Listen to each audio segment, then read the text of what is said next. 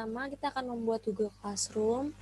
Pertama kita klik Google Chrome, kemudian bisa lihat di sini kita klik link Classroom-nya.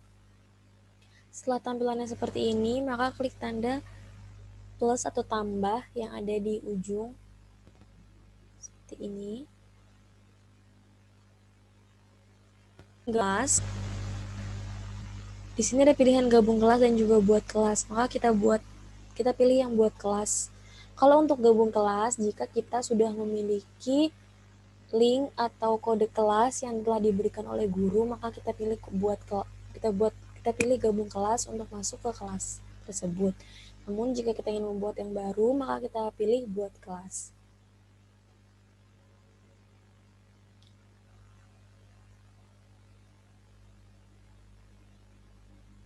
Di sini ada nama kelas, bagian, mata pelajaran, dan juga ruang. Nama kelas kita isi kelas 7, pelajarannya pendidikan kewarganegaraan.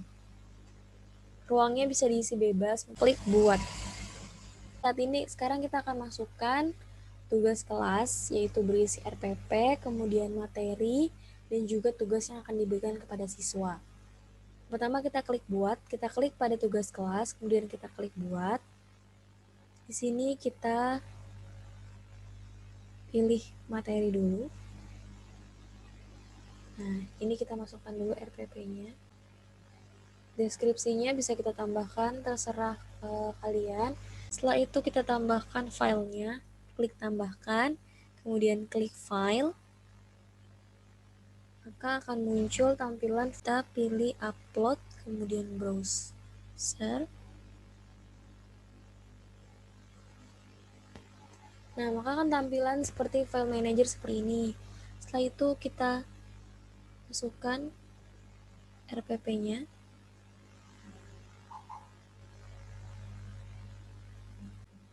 Ya, ini sudah ya. Ini masih, kemudian kita pilih topik, karena topiknya masih belum ada, maka kita buat topik yang baru. Topiknya materi 1 untuk kelas ini tadi kelas 7 SMPA, kemudian untuk semua siswa. Ini sebelum kita posting, kita bisa masukkan draft terlebih dahulu, simpan draft.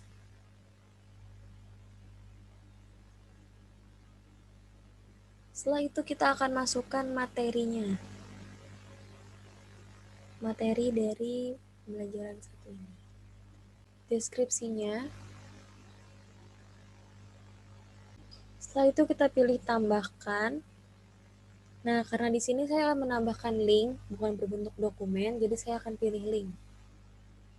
Di sini bisa kita lihat, ini sudah saya siapkan linknya. Kita salin. Kemudian kita tempel di sini. Klik tambahkan link. Nah, maka linknya sudah ada di sini ya, sudah ada materinya kerjasama dalam berbagai bidang kehidupan. Setelah itu, kita jangan lupa topiknya sama seperti tadi materi 1. Dan ini kita simpan dulu di draft.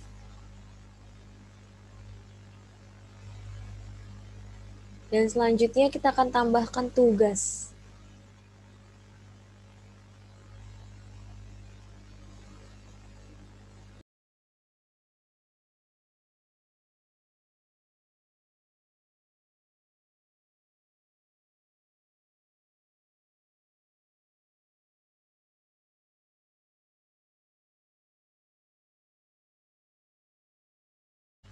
Ini kita klik tambahkan. Kita akan upload berbentuk file, maka kita pilih file.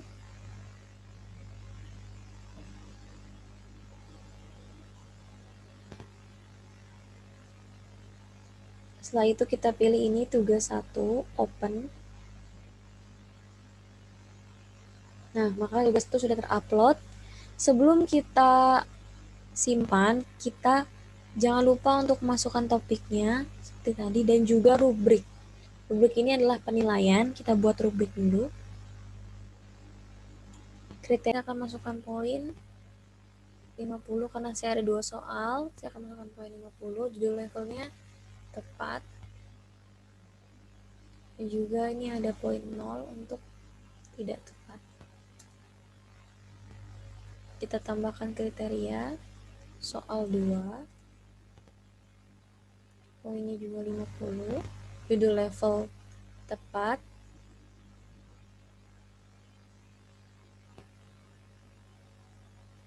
Dan level yang satunya tidak tepat. Maka sudah terlihat di sini poinnya 100, kita simpan.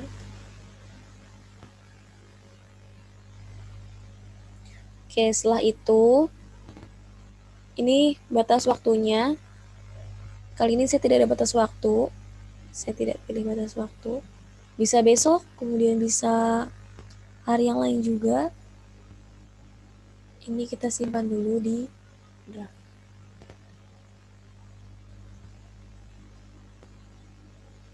Baik, semua sudah terupload seperti ini. Ini bisa kita tarik ke atas agar lebih rapi dari RPP. Kemudian yang kedua ada materi. Dan baru yang ketiga ada tugas. Kita akan upload ini. Kita klik edit. Kemudian posting.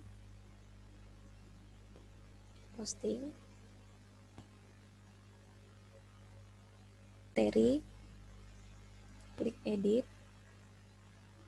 Kemudian posting.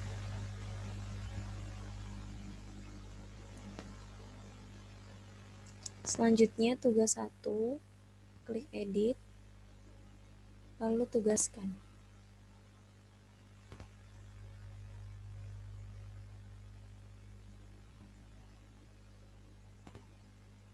Baik, kita sudah selesai membuat tugas kelas. Nah, jangan lupa untuk invite juga siswa. Ini kita bisa lihat tadi di setelan kelas. Ini di sini ada berbentuk gerigi. Ini kita klik. Kemudian di bawah ini ada kode kelas dan juga link undangan. Bisa kita salin, kemudian kita bagikan di grup kelas.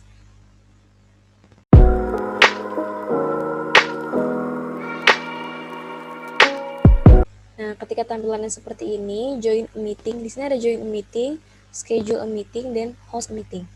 Untuk schedule a meeting ini kita buat itu ketika kita akan melaksanakan Zoom, misalkan tidak sewaktu kita buat langsung. Jadi kita jadwalkan dahulu. Di sana tertera jam berapa, kemudian durasinya berapa lama. Jadi bisa lebih terjadwalkan dan rapi juga. Kemudian ini join a meeting. Join a meeting ini ketika kita sudah dapat Zoom dari link dari mungkin dari siswa atau dari guru lain, ketika sudah dibuat kelas, kita bisa masukkan ke sini. Atau untuk murid ketika dapat link dari guru bisa dimasukkan langsung ke sini, meeting ID-nya atau link personal link-nya. Kemudian kita klik join. Dan selanjutnya ada host meeting. Jika kita ingin membuat meeting, kita bisa pilih host meeting. Kemudian pilih with video off atau video on atau share screen only. Nah, untuk video off ini ketika kita tidak menggunakan video, atau ini dengan video, kita akan pilih yang video. Nah, ketika sudah seperti ini, buka Zoom meeting. Dan meeting sudah berjalan. Nanti kita tinggal share linknya kepada siswa. Setelah ini saya akan mempraktikkan cara bagaimana melakukan pembelajaran melalui Zoom meeting. Assalamualaikum warahmatullahi wabarakatuh. Selamat pagi semua, apa kabar hari ini? Waalaikumsalam warahmatullahi wabarakatuh. Alhamdulillah baik. Alhamdulillah ya, baik semua. Jangan lupa untuk selalu jaga kesehatan ya. Nah, pada pertemuan hari ini, Ibu mau bahas tentang kerjasama dalam berbagai bidang kehidupan. Ya, pertemuan minggu lalu kita sudah bahas tentang otonomi daerah ya, sudah paham semua dan sudah mengerjakan tugas semua. Sudah Ibu nilai juga tugas kalian. Makanya kita sambung ke pertemuan yang kedua, yaitu kerjasama dalam berbagai bidang kehidupan. Sebelum bahas tentang kerjasama nih, Ibu mau jelasin sedikit kalau manusia ini merupakan makhluk sosial. Tidak mungkin manusia itu hidup sendiri dan tidak bekerja sama dengan manusia yang lainnya. Maka dari itu, ini tuh materi yang sangat penting untuk di kehidupan kita bersama, di kehidupan masyarakat, kemudian sekolah, dan juga lingkungan keluarga. Sebelum kita bahas lebih lanjut tentang apa aja ya kerjasama di kehidupan masyarakat, kemudian di keluarga, dan di sekolah itu seperti apa, kita bahas dulu tentang pengertian kerjasama. Kerjasama ini adalah satu hubungan usaha bersama antara individu ataupun kelompok untuk mencapai tujuan bersama. Tujuan apa ya? Tujuannya bergantung dengan bentuk kerjasama itu sendiri. Misalkan di masyarakat bergotong royong untuk membersihkan lingkungan. Tujuannya untuk apa? Untuk membuat lingkungan tersebut bersih dan juga nyaman. Kemudian, kerjasama sendiri akan dapat tercipta dengan sempurna apabila dua individu atau lebih saling membantu bahu-membahu untuk mencapai tujuan yang diinginkan. Selanjutnya, kerjasama ini bentuknya berbeda, seperti di Jawa Tengah ada namanya sambatan. Sambatan ini biasanya di kampung-kampung bekerja sama seperti gotong royong membersihkan lingkungan, kemudian memanen, dan biasanya setelah memanen itu ada kerjasama makan-makan bersama nih, ini sama dengan namanya sambatan. Kemudian yang kedua di Bali itu ada namanya subak. Subak ini biasa disebut seperti terasering atau sengkedan. Nah di Bali namanya subak, kerjasama membangun perairan di sawah. Kemudian yang ketiga ada yang namanya yang di Sumatera ada namanya siada pari, ini ada di Sumatera. Selanjutnya apa aja ya manfaat kerjasama? Yang pertama ini dapat menumbuhkan rasa persatuan dan nasionalisme. Dengan bekerja sama dengan orang lain, kita pasti akan merasa hubungan kita ini lebih bersatu, lebih erat, dan juga dapat meningkatkan rasa nasionalisme juga, karena kan di dalam Pancasila sendiri ada yang namanya Persatuan Indonesia dengan identiknya dengan saling kerjasama, tolong-menolong dengan orang lain. Kemudian yang kedua, adanya kolaborasi ide yang kreatif dan unik. Dengan adanya kerjasama, kerja tim yang baik, pasti akan memunculkan ide-ide yang unik, ide-ide yang menarik, kreatif, untuk dikembangkan bersama dalam mencapai tujuan tersebut. Yang ketiga adalah pekerjaan menjadi lebih cepat selesai. Hal ini sudah tidak asing lagi ya bagi kita, karena kalau dikerjakan sendiri mungkin akan lama, tapi ketika dikerjakan dengan banyak orang, pasti juga akan lebih cepat selesai, semangat juga pastinya, karena banyak orang yang mengerjakan. Selanjutnya ada yang namanya gotong royong. Gotong royong ini dimaknai sebagai suatu kegiatan yang dilakukan bersama-sama dan bersifat sukarela. Tidak ada namanya gotong royong ini mengharapkan imbalan. Saya mau gotong royong. Mungkin aja nanti dapat uang, dapat makan nasi padang, makan siang. Nah, itu bukan namanya kerja, untuk namanya gotong royong. Tetapi gotong royong ini untuk kita harus secara sukarela. Di lingkungan kita ada yang namanya gotong royong membangun masjid, kemudian membersihkan selokan. Pasti dengan tidak mengharapkan imbalan, tapi berharap lingkungan tersebut bersih, lingkungan tempat tinggal kita menjadi nyaman, kita menjadi sehat, dan juga bisa mempererat persatuan antara lingkungan setempat. Kemudian gotong royong ini berasal dari kata gotong yang artinya bekerja, dan juga royong yang artinya bersama-sama. Jadi sama dengan gotong royong ini bisa diartikan bekerja secara bersama-sama. Gotong royong ini menjadi ciri khas bangsa Indonesia karena seperti kalian tahu sendiri ya, Indonesia ini erat sekali dengan yang namanya lebih bersifat gotong royong. Kemudian kalau di luar negeri itu kan lebih bersifat individualisme, mementingkan diri sendiri. Kalau di Indonesia ini pasti masyarakatnya lebih mengutamakan kepentingan umum dibandingkan kepentingan dirinya sendiri. Makanya kenapa gotong royong ini menjadi ciri khas bangsa Indonesia. Kemudian selanjutnya, contoh kerjasama. Kerjasama ini ada di mana-mana nih, di keluarga. Di keluarga contoh kerjasama apa ya? Semisalkan kita hari Minggu sama-sama sama keluarga bersihin rumah, bersihin ventilasi, bersihkan kipas angin sama-sama, bersihkan halaman rumah, biar rumah kita menjadi nyaman, enak ditempati. Kemudian apa aja di masyarakat ya? Yang pertama ada kerjasama membersihkan lingkungan setempat, seperti membersihkan selokan. Ada biasanya bapak-bapak hari Minggu suka bersihin nih rame-rame, bersihin selokan. Pasti kalian pernah lihat juga ya, sering lihat juga di lingkungan setempat. Kemudian yang kedua ada gotong royong membangun balai desa. Yang ketiga adalah musyawarah mengambil keputusan. Musyawarah ini merupakan contoh kerjasama yang sangat penting, karena kalau mengambil keputusan tidak mungkin hanya beberapa pihak, mungkin ada 2 orang, misalkan Pak RT-nya dengan Pak RW-nya, tidak mungkin, berarti kan tidak menyuarakan aspirasi dari masyarakat setempat ya, dari warga setempat. Makanya kenapa harus ada musyawarah, termasuk bentuk kerjasama yang penting juga. Kemudian bisa juga menghias lingkungan jelang perayaan 17 Agustus, seperti sebelum mengadakan lomba-lomba, kemudian ada lomba menghias, biasanya menghias lingkungan ya, biar unik-unik, dilukis-lukis, jadi bentuk 3 dimensi gitu, banyak sekali ya sekarang contohnya. Kemudian selanjutnya ada kerjasama di sekolah. Kerjasama di sekolah bentuknya apa aja ya? Yang pertama, menjaga keamanan lingkungan sekolah. Kemudian gotong royong membersihkan sekolah, membersihkan halaman sekolah, seperti salah satu contoh kegiatannya itu adalah Jumsih. Mungkin di SMA itu banyak Jumat bersih. Kita biasanya pagi-pagi atau misalkan pulang sekolah karena jamnya pulangnya cepat, kita membersihkan lingkungan sekolah biar bisa bersih semuanya. Kemudian ada juga bekerja sama mengerjakan tugas kelompok. Tugas kelompok ini dirasa sangat bisa mempererat di antar teman-teman di kelas, karena pasti kalau misalkan bekerja sendiri lebih juga cenderung nanti nggak bisa nih ngerjainnya, nanya siapa ya. Tapi kalau ada kerja kelompok kita bisa saling kerja sama. Oh mungkin dia pandai berbicara di depan umum, bisa jadi presentasi. Oh dia bisa nih merangkai kata-kata. Oh dia bisa menulis kesimpulannya nanti ketika kerja sama. Jadi bisa juga mengeluarkan apa yang kita bisa di dalam kerja kelompok ini. Kemudian juga ada bekerja sama untuk mengharumkan nama sekolah dalam mencetak prestasi. Ya, segitu saja penjelasan dari Ibu. Kira-kira ini ada yang mau bertanya nggak ya dari kalian? Ya Bu, saya mau nanya Bu. Ya, silahkan. Ya, Eliza yang bertanya ya? sebentar Bu. Iya Bu, saya mau nanya Bu. Eliza? Izin bertanya Bu. Saya Lisa Agustin ingin menanyakan, apa sih pentingnya kerjasama dalam keluarga dan masyarakat?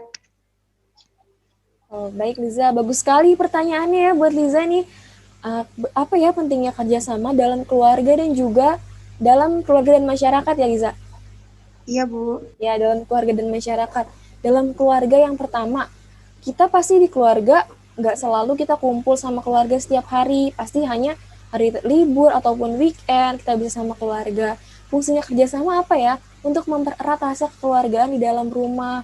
Biar tidak terjadi, semisalkan dalam keluarga ini nggak tahu nih tentang anak, ibu ini tidak tahu tentang anaknya. Nah, dengan adanya kerjasama ini bisa mempererat rasa kekeluargaan yang ada dalam keluarga, dan juga pekerjaan menjadi cepat selesai. Misalkan ibu biasanya membersihkan rumah sendiri pagi hari, menyapu sendiri, ngepel sendiri. Tapi ketika kita bekerja bersama-sama di hari libur, rumah ini akan menjadi lebih bersih, lebih tentram, lebih tenang, dan pastinya membuat pemilik rumah ini jadi lebih nyaman, dan tidak akan lagi namanya lebih betah di luar, tapi pasti akan lebih betah di keluarga. Kemudian di masyarakat juga hampir sama sepertinya sebenarnya. Jadi bisa mempererat juga antara tetangga satu dengan tetangga lainnya, dengan lingkungan masyarakatnya juga. Kemudian gotong royong ini membuat lingkungan menjadi lebih bersih, lebih nyaman, lebih sehat, dan juga pekerjaan menjadi lebih selesai. Seperti itu ya Liza. Oke Bu, terima kasih Bu Ya, atas terima kasih jawabannya. atas pertanyaannya juga. Oke Bu. Iya, Ada lagi yang mau bertanya? aku Ya, Melisa, ayo bertanya apa? sebelumnya perkenalkan nama saya Melisa. Pertanyaannya, bagaimana cara mengajak orang yang memiliki sikap individualisme untuk bekerja sama? Oke, baik, bagus sekali pertanyaannya. Pasti banyak banget ya teman-teman dari kalian yang merasa, apalagi kalau misalkan mau ada kerja kelompok, dia bisa nih ngerjainnya, udah dia aja yang ngerjain, kita nggak usah. Pasti banyak banget ya gitu. Ibu yakin banget kalian pasti mengalami hal seperti itu. Itu sama aja dia punya sifat individualisme. Dia mau nilainya bagus, tapi dia nggak mentingin orang lain, nggak mentingin teman sekelompoknya. Gimana ya caranya biar dia bisa ikut kerja sama-sama kita? Caranya dengan menyadarkan dia, contohnya, kamu ini kan manusia itu nggak bisa loh hidup sendiri. Contoh misalkan kamu punya tugas nih, tugasnya susah banget. Kalau nggak ada teman kamu yang menolong, kamu mau kerja sama-sama siapa? Kamu mau nanya sama guru kamu. Belum tentu guru itu mau menjawab, karena biasanya guru ketika sudah menjelaskan, dia pasti merasa, oh anak ini sudah bisa. Tapi ketika bertanya terus, berarti kamu tidak mendengarkan penjelasan dari guru itu. Nah, bisa kita sadarkan seperti itu. Kemudian bisa juga ketika tidak mau bekerja sama, contohnya dalam lingkungan sekolah, kerja kelompok, kita bagi-bagi tugasnya. Kalau tidak mau juga kita terapkan denda. Denda itu bisa menyadarkan juga, karena dibandingkan keluar uang pasti lebih ingin keluar tenaga untuk anak-anak sekolah seperti itu. Ada banyak-banyak cara yang bisa kita lakukan untuk menyadarkan orang dalam bekerja sama. Kita juga bisa membangun kerjasama secara menyenangkan. Kerja kelompoknya ini kita buat menyenangkan sambil cerita-cerita, kemudian kita buat project yang menyenangkan bagi dia sesuai dengan hobinya dia, misalkan kita bisa sharing-sharing juga. Itu bisa mempererat, oh ternyata kerjasama ini enak ya, kerjasama ini nggak bikin berat di kita tapi malah meringankan pekerjaan kita. Seperti itu, Melisa. Ya, terima kasih Bu. Ya, terima kasih. Nah, segitu aja dari penyampaian sama Ibu. Penyampaian dari Ibu sudah paham semua ya? Ya, Nah, sudah paham Bu. Bu.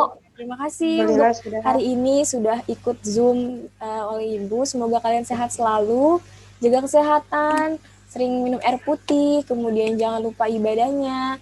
Pokoknya semangat terus ya. Segitu saja dari Ibu. Terima kasih Bu. Assalamualaikum warahmatullahi wabarakatuh.